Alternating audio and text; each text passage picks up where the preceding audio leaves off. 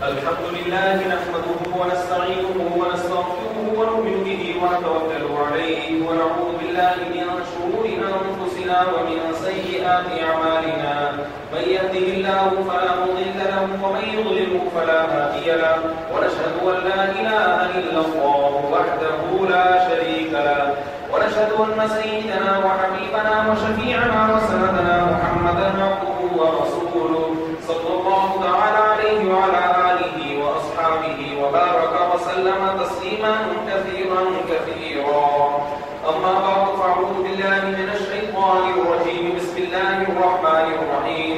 قل هو الله أحد الله الصمد لم يلد ولم يولد ولم يكن له كفوا أحد. وعن ابن عباس رضي الله عنهما وعنه قال كنت خلف النبي صلى الله عليه وسلم فقال يا غلام احفظ الله يحفظك، احفظ الله تجده تجاهك، وإذا سألت فاسأل الله، وإذا استعنت فاستعن بالله، واعلم أن الأمة لم اجتمعت على أن ينفعوك بشيء لم ينفعوك إلا بشيء قد كتبه الله لك، ولم اجتمعوا على أن يضروك بشيء لم يضروك إلا بشيء قد كتبه الله عليك.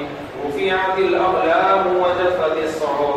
اللهم اهدنا فيمن هديت، وعافنا فيمن عافيت، وتولنا فيمن توليت، وبارك لنا فيما أعطيت، وقنا شر ما قضيت، إنك تقضي ولا يقضى عليك، إنه لا يعز من عاديت ولا يذل من واليت، تبارك ربنا وتعاليت. نستغفرك اللهم من جميع الذنوب والخطايا ونتوب إليك. اللهم إنا نسألك العفو والعافية والمعافاة في الدين والدنيا والآخرة. اللهم أعز الإسلام والمسلمين.